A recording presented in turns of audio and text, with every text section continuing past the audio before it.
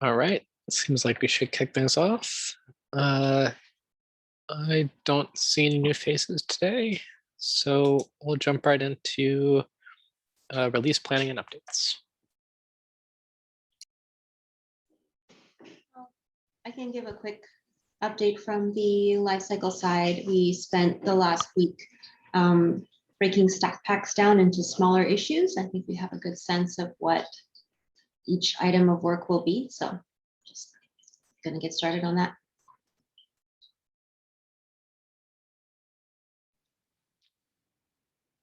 From the platform side, we have some release candidates we've cut.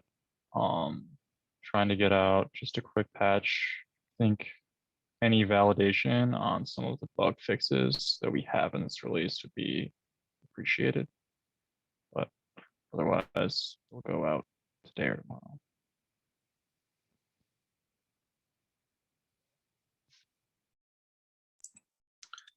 Awesome. Next thing on the agenda is, sorry, any other sub-team updates?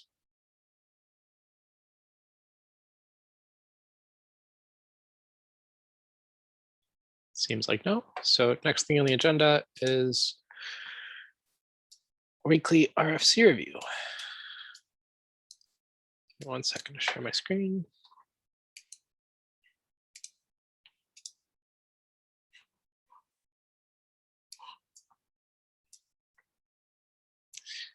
All right, everybody see that? Cool.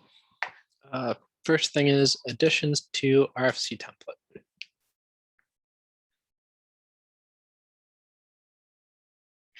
Looks like this one was a change proposed to the kind of template itself.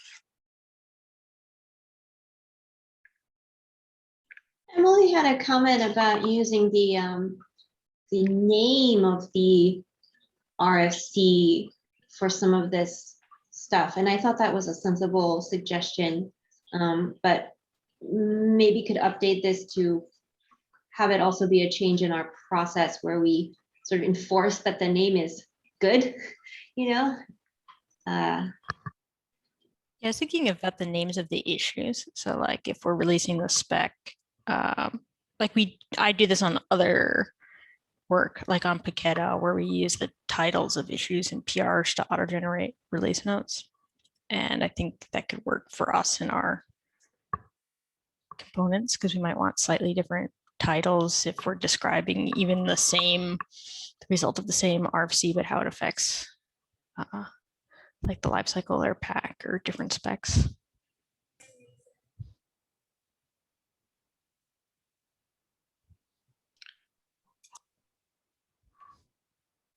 Cool.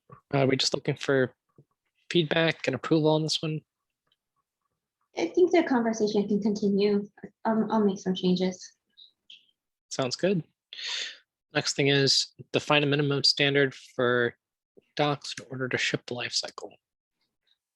This one's also mine.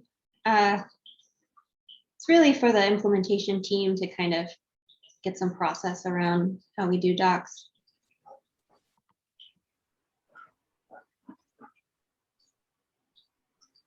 Sounds good. And just looking for feedback on that one too. Yeah. Then add RFC for pack interaction mode. Yes, this is mine. I have gotten some feedback and I've gotten some questions. I'm still responding, but.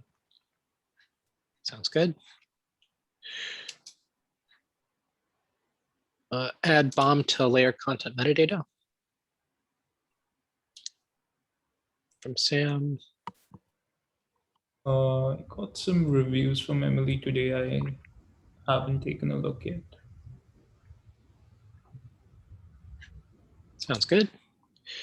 Proposed creation of best practices and guidelines. This is an FCP. Has all the necessary approvals. FCP ends to be merged there. So this is just yesterday, so we're just waiting through the final comment period. Pack cache options. This is a platform specific RFC. So still waiting on some reviews there. Got it. Is there a tag we can use for those so I can skip them in the overview? Or should I skip them in the overview?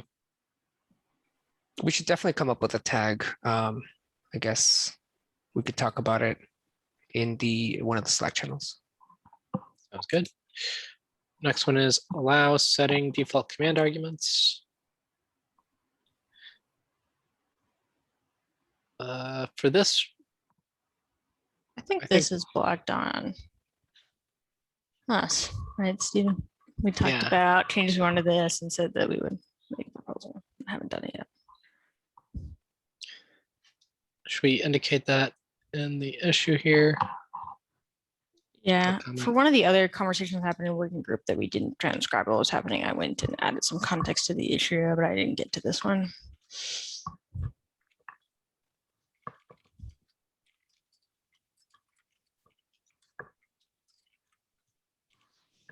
They potentially blocked.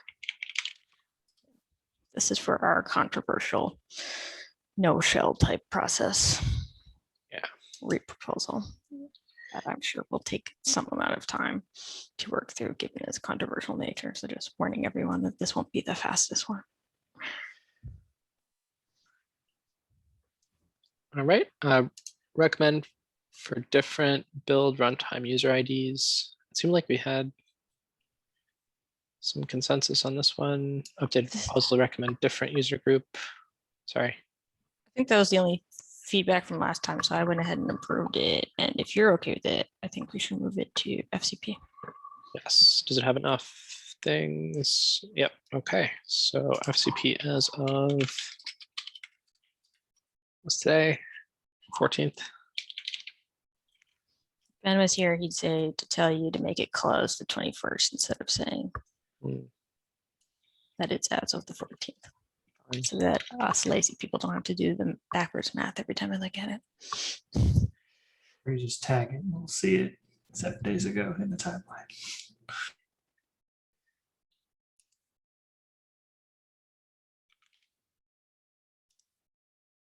All right.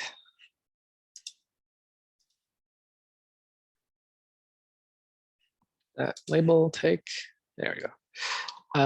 Disambiguate layer metadata files from app metadata.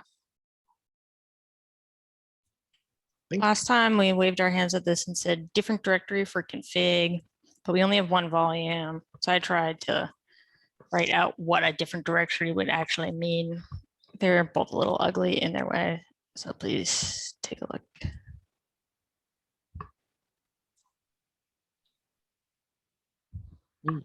So just looking for feedback on this proposal.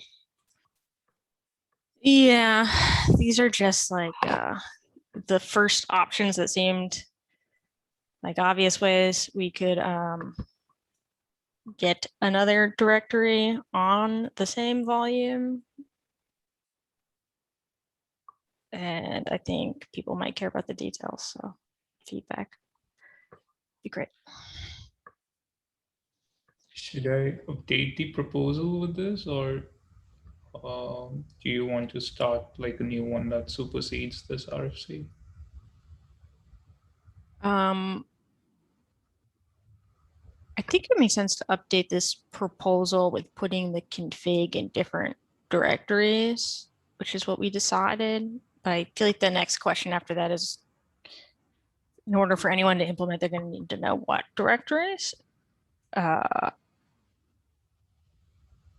I think we should update the proposal with that as well, if you're open to it. But I wanted to put something concrete here so that people could react against it or bike shed if they want to early, because I think it's very easy to norm on a different directory, but when you look at what our actual existing directory names are and where they are, it is less obvious what a non-ugly way to do it is.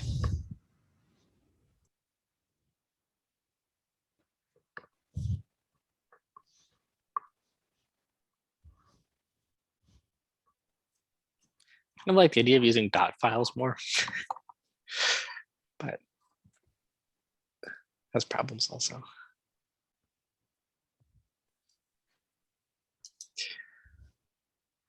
Just looking for feedback still on that one then.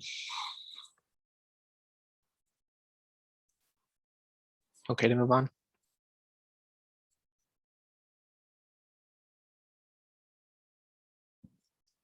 Cool. Next one is guidelines for accepting component level contributions. There was some feedback in here that I addressed before the meeting. Did you ever reach out to the CNCF? I think that was like the one. I have not, but I did add a statement clarifying that the guidelines they're not intended to be anything more than what the core team decides is acceptable. They don't override Linux Foundation or CNCF's legal approval and review, because any kind of contribution is subject to those kind of IP questions. It seems like it's a little out of scope of this to kind of document the Linux Foundation's policies about that in here. But I can definitely reach out. I just don't know if it should block the RFC.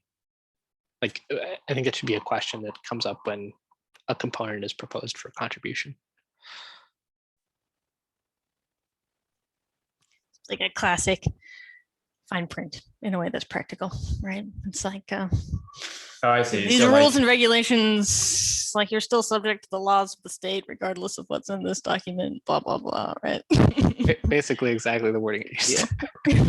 I mean, so is that so as a proposal, does that mean like if I'm to propose like some project foo, they have to then get that whatever guidance through, like every project base has to go through and do that? Like in the proposal?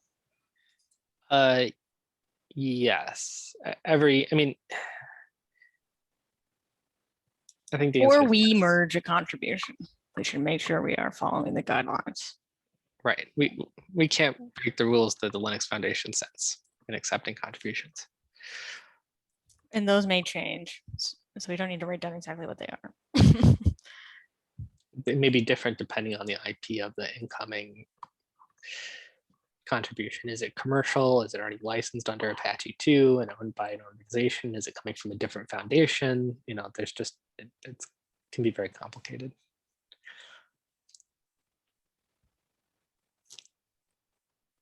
Okay, so I guess like part of it is the due diligence is on us to basically do that work for them.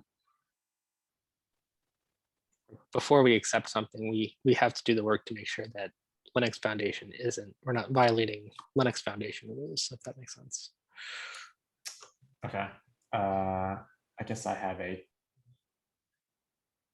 comment of we should just make it clear who's responsible for doing that work.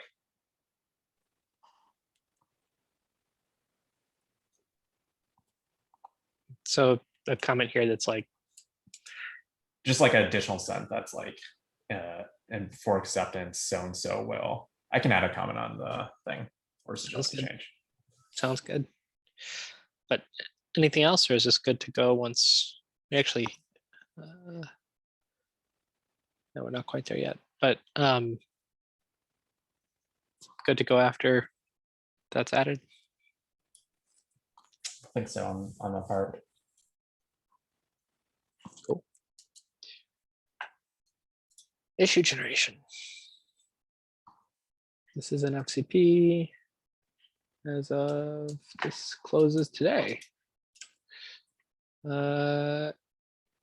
Looks like Terrence, you want to merge this one? Yeah, do we need any issues and stuff created for it? Let's see. Yeah, I this? think we have to put the automation somewhere. I could help with some of that. Comment.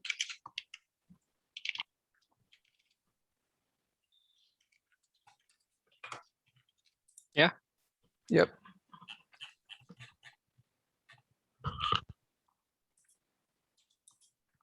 Project descriptor domains, also an FCP. As of a long time ago, needs issues. Yeah, I think I left a comment here for Ben yesterday. I didn't find the spec issue for it. Yeah, I was going to create it, but then it's like this weird thing where we link to the like RFC number it gets in the spec issue I've noticed. So it's like a little bit of a chicken and egg problem. Yeah, so is this my fault? Because When I merge these myself, I usually just know I'm about to merge it, so I create the issues with the links that will exist, but that's definitely not something you can do if you're trying to do this asynchronously with someone, right? You can just put a TBD in there and then fill it in after you merge it. Okay. After we merge this one, it won't be a problem anymore, though. It'll be auto-generated for us.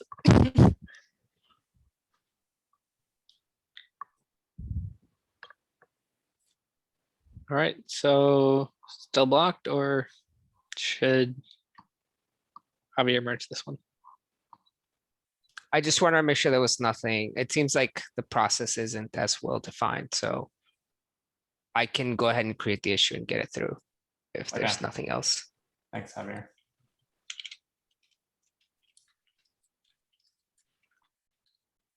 Awesome.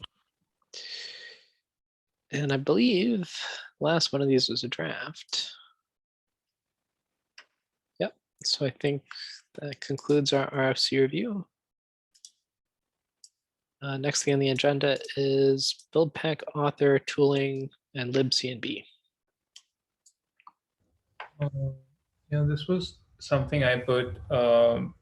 This sort of started as a Slack thread where we were discussing like if the so currently libcnb falls under the implementation team.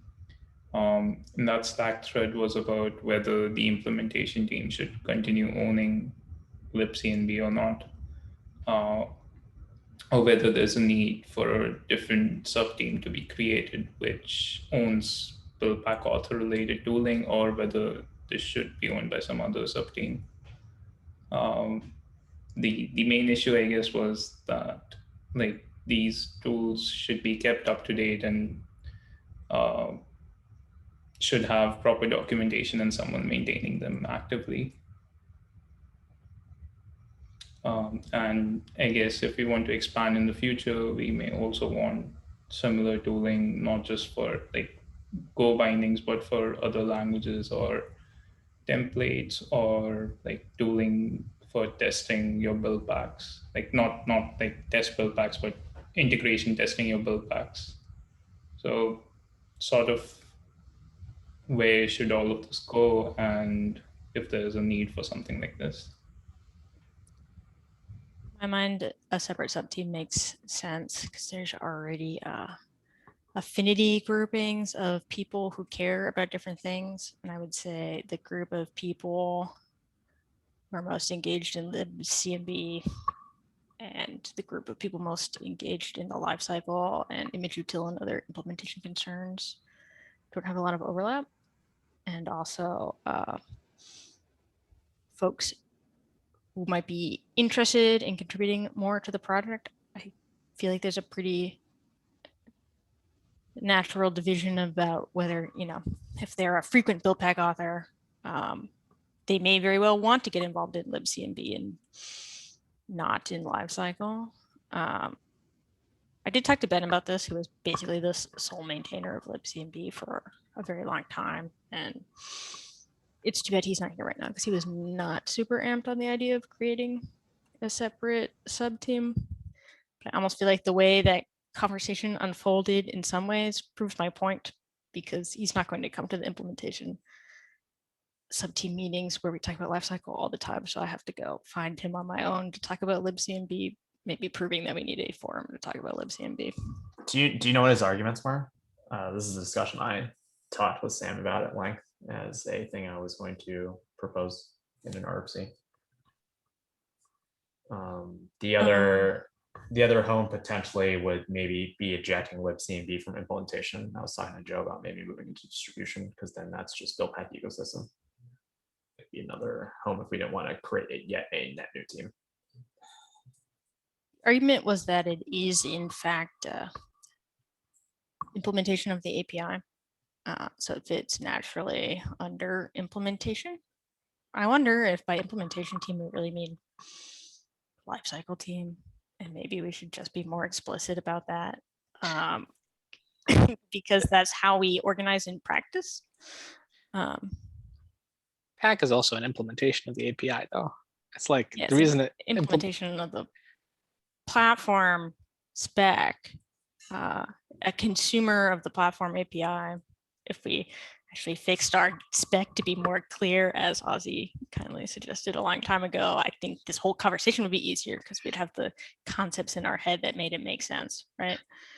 But at least because we've had a hard time getting around to spec refactors because everyone's super busy, the least we could do is organize the teams in ways that made more sense.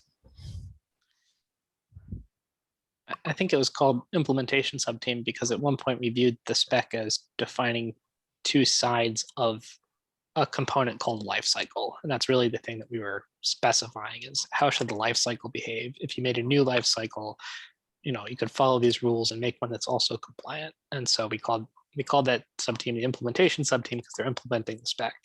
But I agree, it probably doesn't make sense anymore. And also that, to me, libcmb really doesn't feel similar to a life cycle in what it's trying to accomplish, right? One is the thing you have to use no matter what when you're doing build packs, essentially. The other is, what you do if you're writing build packs in Go, which seems like very unrelated activity. My goal for organizing subteams is not particularly philosophical. It's very practical. It's like, are these groups of people useful for getting the right group of people in a room to talk about issues? And is this governance structure useful for getting the right people to put eyeballs on things before approving them? And I think using that framework, it makes sense to kick libcmb out into a build pack subteam and then potentially think about moving other build pack author focused tooling there if there was any separable things. That sounds good to me. Is Ben still maintaining libcmb, or are we ejecting him out of that too? He is an implementation subteam maintainer. How many sub-team syncs has he gone to? I don't think he's ever been to one. Okay. And I don't think he's actively looking at libcmb anymore. Okay.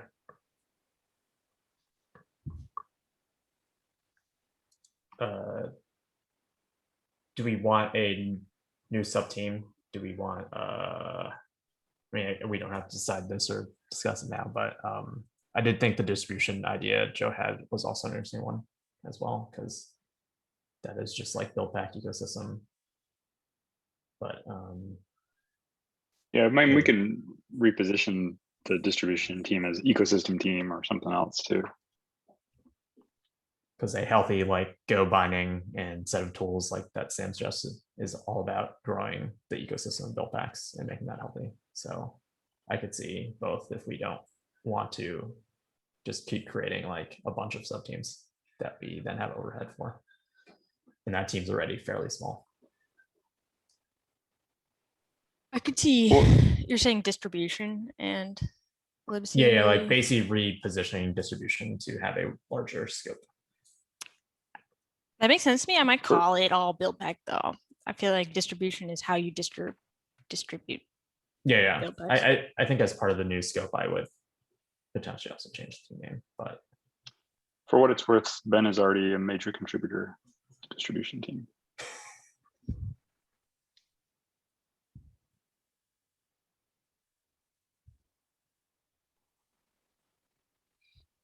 cool.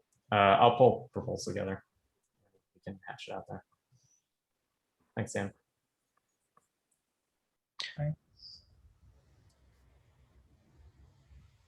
Cool. Next thing on the list is SBOM GitHub discussion about bill of materials formats.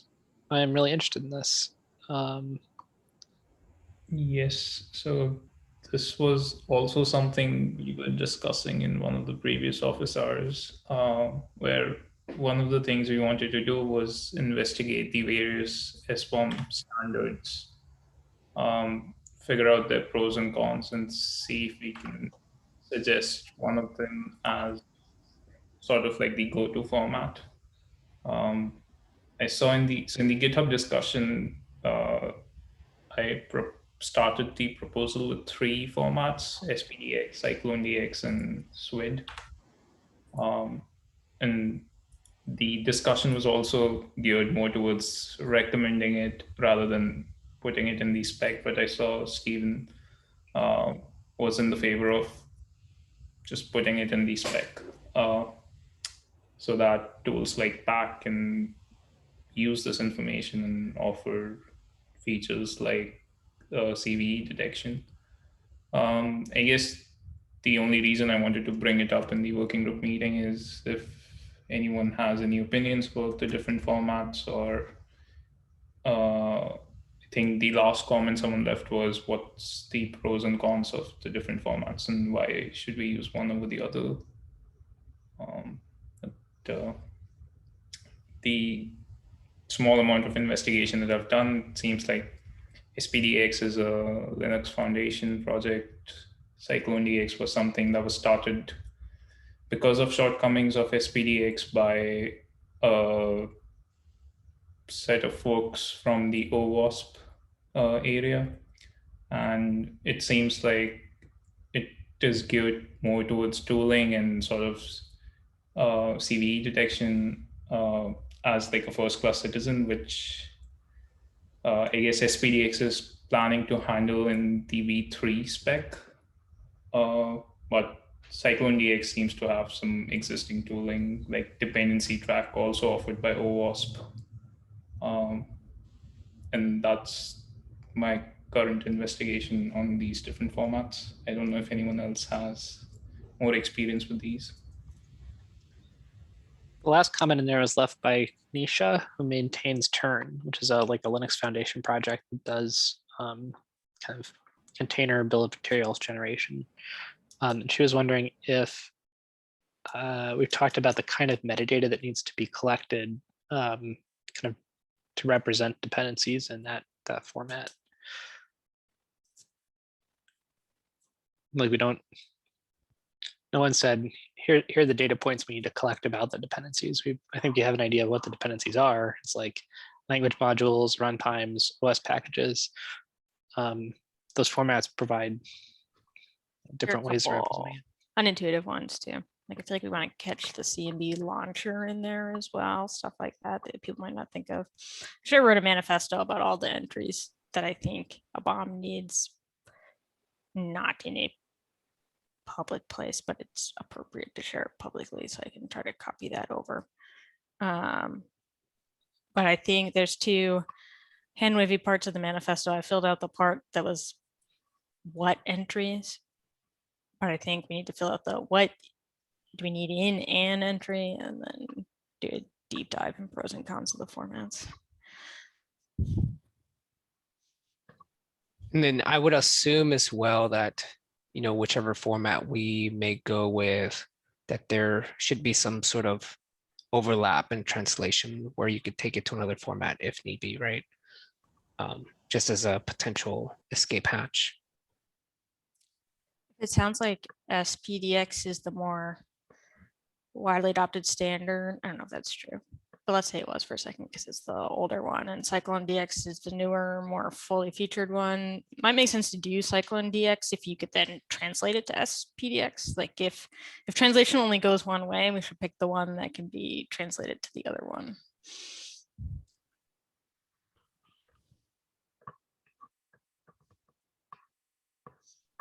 But those are all very theoretical because I don't know which ones you can translate where. I'm just guessing because I need to look into it. For me, the most interesting question is what's compatible with most possible security scanners? What are security scanners going to support in the future? It kind of seemed like CycloneDX had some uptake there. I linked to the trivia issue. But, you know, it's going to be hard to pick a winner when there are a bunch of different options. Just picking the one that gives us the most utility might be helpful. Do we want to pick one if we aren't sure which one is going to be the winner and just instead move this into like best practice patterns from Sam's other commonplace and make sure that our BOM is compatible with both. I think the most valuable thing we can deliver around this is tooling that reads that metadata and does things like gives CVE reports, right? Like imagine when you do a pack build at the end, if you just saw the CVEs that affect your app, right? There's just so much power in being able to parse that data. We could have think some the in most- field. Sorry. I think the most valuable thing we can do is fill out that data accurately. Because even if we have great tools to parse it, it doesn't matter if there are gaps in it. And only we can fill out that data for our weird containers, whereas lots of other people are already writing tools to generate reports that we could integrate with. It's kind of outside the project though, right? I mean, I agree that that has to happen before anything makes sense. I'm just saying from the, for what we put in the spec, right? For what assumptions we make about the format. Unless we want to support a couple formats and have a switch on that, then all the tooling has to support, both Cyclone DX and SPDX, whatever the project says. It seems like it'd be really helpful if we just said, it's going to be this one until we change it or something. Do we also plan on providing some tooling around it? So I guess if it's just pack specific, that's one platform implementation. Whereas if you put it in the spec, then all the platforms, I guess, would have to end up using that, which is why the original proposal was just put it in the best practices thing, and then pack can figure out if it finds tags that conform to the schema that it expects, it can display that information. So if people find that this is useful, they will naturally gravitate towards one format or the other, and it would be less of a dependency if it's not in the spec. But that's just my 2 cents. I think in the end, we're probably going to want features we build into pack to support one of those formats, right? Like it's going to be really annoying to implement, pack scan for 3 or more different things. And in the end, that kind of becomes the de facto format. But then we've left everybody who didn't pick the one we picked in the end out in the cold with their images, in a different format. And Buildpack authors have to go back and do a lot of work to change to the format that we end up standardizing on. I think we need to pick a winner too, so that components can collaborate. It's like, it'd be nice if Stack could view IO, Stack BOM, and the lifecycle can inject its own understanding of itself, that kind of stuff. Even so, you can make a build pack that's usable by different build pack ecosystems. If your build pack does SPDX, but then you want to use it with a, if a Pacato build pack chooses SPDX and a Heroku build pack chooses Cyclone DX, and then their metadata is in different, mixes together in different formats, right? That's going to be a big problem. They'd just be incompatible and you wouldn't be able to read the. Is there an easy way to transform between the two? Like say we pick one and then another becomes the winner. Is there an easy migration path where almost doesn't matter which one we pick initially? Because we can I think that's solve that problem. I think that's the research we need to do, right? As part of what I would expect to be an RFC, I think those sort of findings should be depicted there. I think there's a couple really good questions that came out through this whole conversation.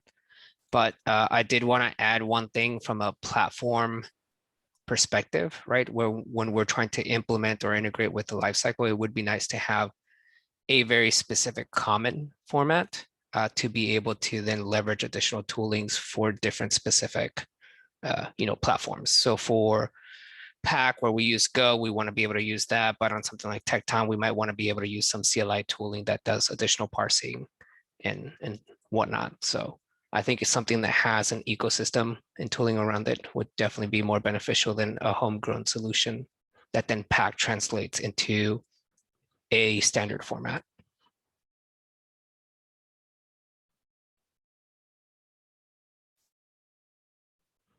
So is the outcome of something like this to have, I guess those sort of questions answered in an RFC?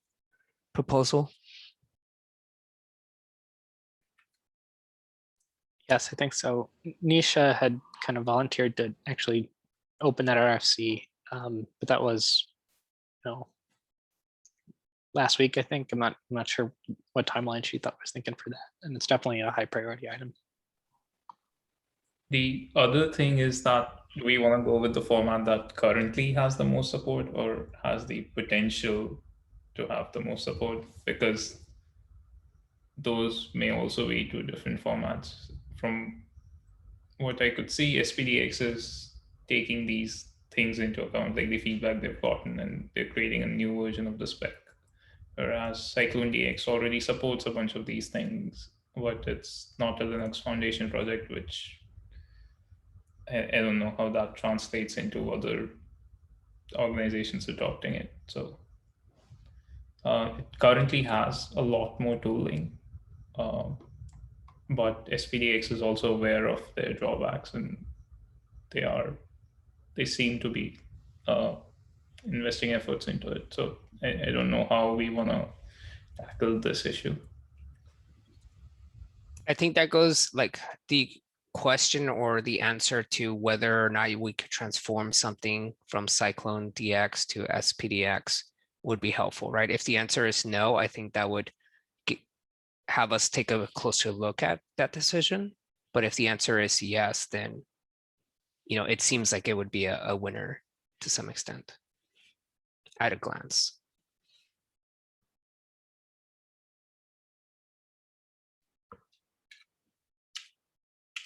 I think one thing about this that it's like part of the reason why I think we should drive towards a single format and try to get Buildpacks to produce that consistently, is I think this could really be a killer feature for the project. It's like if you could reliably get a CVE report with a high degree of certainty, for every cloud native Buildpacks image that doesn't require scanning the image, it just requires processing that bill of materials.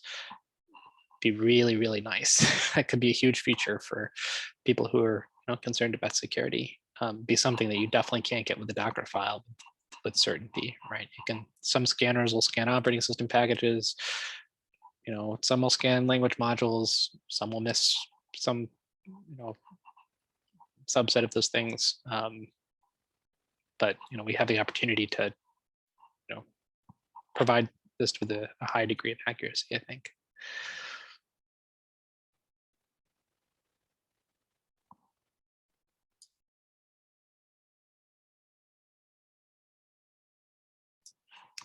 I took notes and left a bunch of questions that were asked in the discussion. Feel free to add more things there if I left anything out. So are you saying you have someone who's on the hook for writing this RC already, Stephen? Well, Nisha kind of said she might write it. I don't know what timeline she was thinking about for it, but we'll make sure that happens. Okay, so it is a priority she can. for VMware then. I think it's definitely something we plan to work on.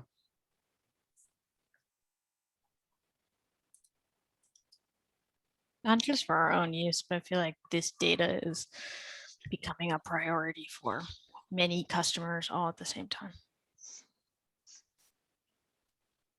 So I feel like this is a big opportunity, like right when everyone is spooked about SolarWinds, to be like, just as you're realizing you have a big problem, CMB has a solution.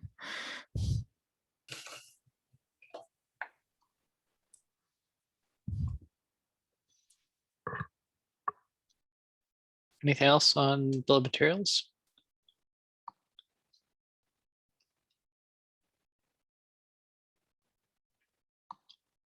Next one is reusability of Buildpacks and stack IDs. Yeah, this is also something we've discussed a lot of times in the past. It's mainly around the fact that people currently try to use Buildpacks from Paketo or Heroku, and then they discover that they're only supported by certain stack IDs. And then they get confused why such a restriction exists in the first place.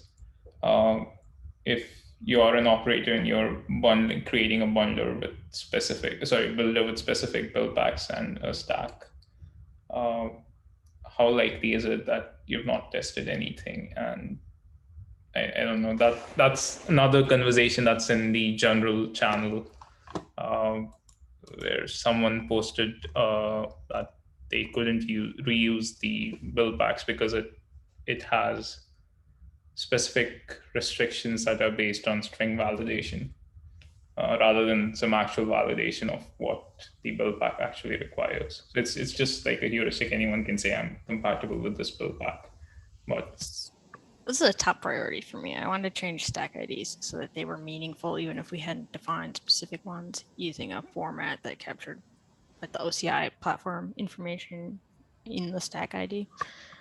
I have it on my to-do list to write an RFC for this. It's only been blocked on my availability. So I'm happy to work with someone else who's interested on this if someone would like to help me make it move faster. I'm interested on this because it is impacting me currently. So if they can help, please let me know how. I'm curious where the current stack ID, if we're not talking about mixins, if we're just talking about stack IDs, I'm curious where we run into conflicts now, because the only case where your stack ID doesn't match should be because the base images you're using are, very incompatible. There was an RFC a while back that said, if it's based on Ubuntu Bionic, you should have the same stack ID as everything else based on Ubuntu Bionic. And then build packs that, unless, I could see some weird cases like Bionic and Focal being different, maybe, even though there's no ABI compatibility guarantee there, it seems dangerous. But maybe there's something both. Sorry. Java, right? Like there are a lot of Java should be able to work on any Linux, the build pack. And ABI compatibility between different Linux distros doesn't matter because we're not going to let you switch between stack IDs in a build. But there are many build packs that could work on different distros of Linux that we are artificially restricting to Ubuntu right now with the stack IDs in build pack tunnel. I guess I sort of had a similar conversation on the Pakedo side where they sort of categorize their build packs into things that install dependencies and then build packs that configure your application based on those dependencies. And for the latter, which has a lot of complicated logic, you're completely stack agnostic most of the times. Or if you're limited, you're probably limited by the operating system, like Windows versus Linux or something like that. And I don't think that's captured anywhere right now. I think I'd support improving this. What I'm worried about is that, and I think you brought up the JVM as an example, I'm worried about encouraging build pack authors to do more static linking to try to make their the dependencies, like the language runtimes, compilers, really language runtimes they install, more statically linked. They work across a lot of different distributions, because then you lose a lot of the value of the rebasing, right? Where you have dynamic linking. I think this is different. It's like I can dynamically link on whatever platform I find myself running. And you're not allowed to change the stack out from under the hood still. Like once you're on a stack ID, you're on the stack ID. It's just that this build pack could work on any stack ID. But in a lot of cases, the JVM isn't built during the whatever runtime you're talking about isn't built during the build process. And it's not just important that it stay the same, it's that the artifact distributed with the build pack is pre-built to be dynamically linked against a particular set of LTS packages. And then I worry if we get rid of the stack restriction, or if we loosen that up too much, right, then we end up with build pack authors that are trying to make build packs that are compatible with many different kinds of, like both UBI and, Ubuntu Bionic or whatever, because they're and to accomplish that, they statically link libc and the whole world into the things they're building, and then we don't get the benefit of that Yeah, I mean, rebasing model to update dependencies. There's no way that when we're doing UBI based ones and we're installing things via RPMs, via stack packs, that we're ever going to expect those to run on any other, like an Ubuntu based system. Because, in our mind, that will be the ecosystem we're going to have to build over UBI images. And I don't envisage that the build packs there are going to be transferable to another ecosystem, because there's going to be, just the way that we get it laid out so that we install Maven and Java and stuff like that, pulling those in via RPMs and installing them from the upstream repositories is not going to really transfer very well to something else. I feel like stack packs definitely won't, but like if I have a build pack that's installing a dependency that I'm fetching from an upstream provider, and that provider provides one version of that dependency, and it's called X Linux. Like and all I do is install it, I should be able to install it on any Linux. And I think build pack authors can use expressive stack IDs and should be aware of their dependencies to be able to say which of those situations they support. And also in our assets, we allowed for stack IDs per asset. So you could have a build pack that ran on a variety of stack IDs and just automatically vendor the right assets, stuff like that.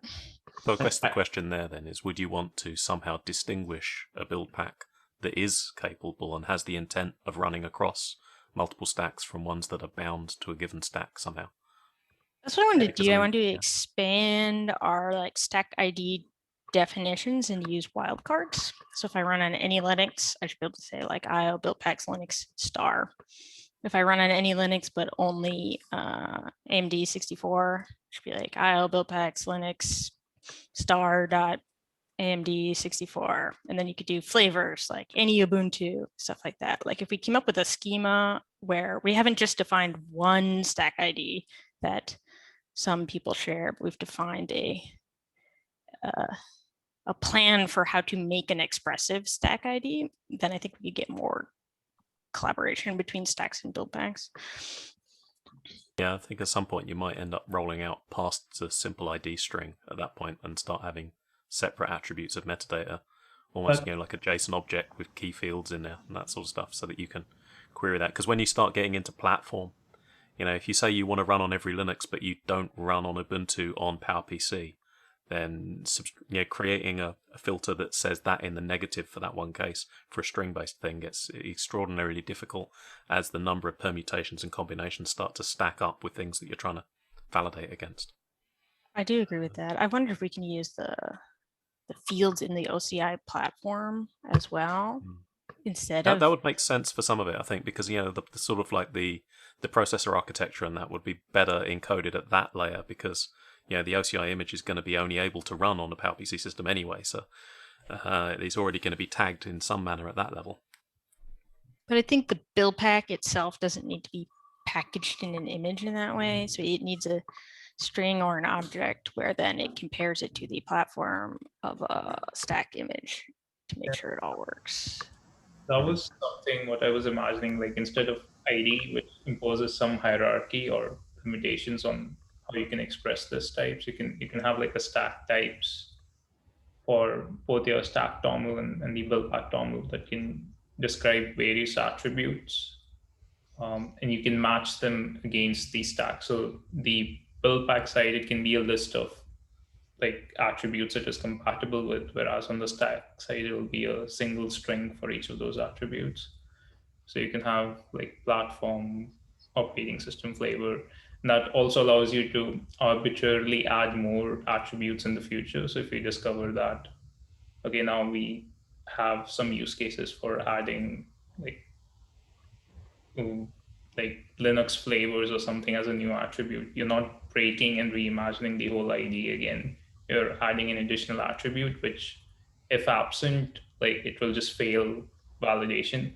If it's present, it should be present both on the build pack side as well as the stack side. So you can move forward without breaking existing validation, and you don't impose this hierarchy. And since it's a list on the build pack side, you can be more expressive than just regexes or stars or negations. I haven't heard anything that's not already supported by stack ID equals star. So the platform and the operating like base, like Linux versus Windows, those are both encoded in manifest lists, right? That stuff already works. There's already, when you say you want to build an image on top of a Linux build, x86 build image, you can only do that with build packs that are compatible with Linux x86, right? That's already built into the OCI spec. So like, I don't know if We don't it's necessary to reinvent those. really support manifest lists when we package build packs and stuff like that, right? And we don't But we validate all that should. stuff. We should though, we should. right? I mean, but But like like any Ubuntu, I feel like that's a normal thing. And then if you leave the existing concept of stack ID now, I feel like people are going to keep putting in hard-coded stacks, and we're going to be in a world where things aren't compatible.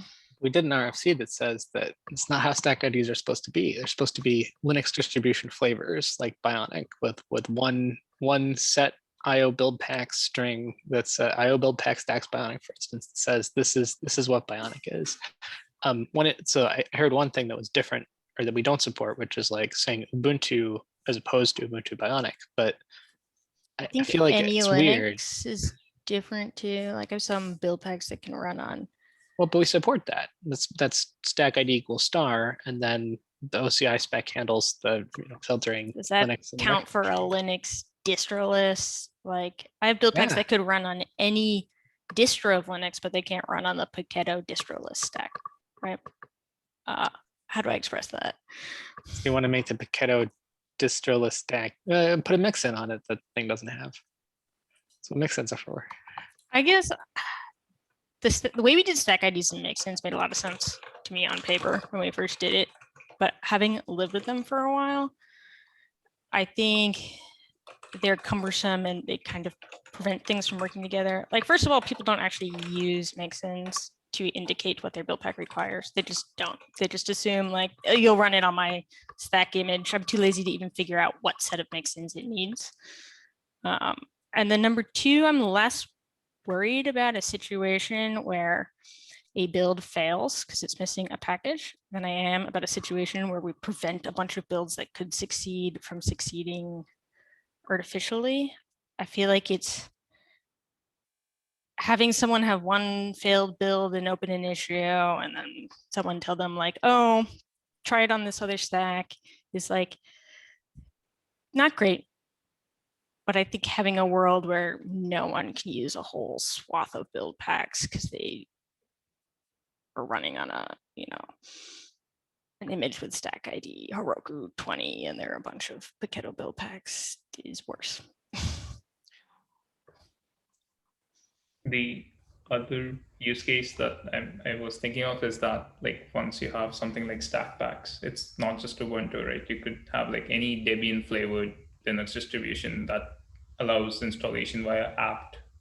That's what I support, and that makes complete sense. Similarly, like anything that supports yum or DNF, and that's not just one distribution, you have various things that support it. And there's no way to capture something like that, and that would be something that Buildpack authors would start doing once you have stack packs. And there's no way to express that right now. So in other words, that's like Ubuntu, but not Ubuntu Bionic is what you want to express, because Ubuntu tends to have the same interface for apt, right? But sorry. Like, I guess anything that can install D packages, so like Ubuntu, Debian. Similarly, for like anything that can install RPM, so you can have Fedora, you can have CentOS, you can have Red Hat. So those. Are there so many of those things within each group that it would be better to have a designation that's like Ubuntu or Debian based or something like that, as opposed to just having people list the different flavors of Linux distribution that are Debian based that their build pack supports? Like even versions of apt in LTS, Ubuntu distributions can change a lot. Like the command line interfaces can break. So I guess my point was like each time we come up with a common grouping, we'll have to figure out a way to express that. And that would mean we'll have to change the format of these stack IDs each time. So like you can have arbitrarily number of commonalities between different Linux distributions, and it's not possible to capture all of that in one stack ID. And some specific build pack can choose any particular group of these stacks and decide, hey, I want these group of stacks that I'm compatible with. I guess, sorry, I guess the only thing I've heard that we don't currently support is, being able to say Ubuntu versus Ubuntu Bionic. I feel uncertain about that, but I'm not saying we shouldn't come up with a better interface for it if that improves things. Just that Any Linux, but not distroless. yeah, I'll be I interested think to see this the needs to RFC. change. Like, we need an extensible object. I think Sam's right, an object's better than my wildcard stack ID, where you could describe exactly what you need, and then it is optimistic. And I think we should err on the side of letting something fail every now and then than preventing a bunch of things from succeeding. I eagerly await the RFC. Cool. Well, we're at time. All right, thanks everybody.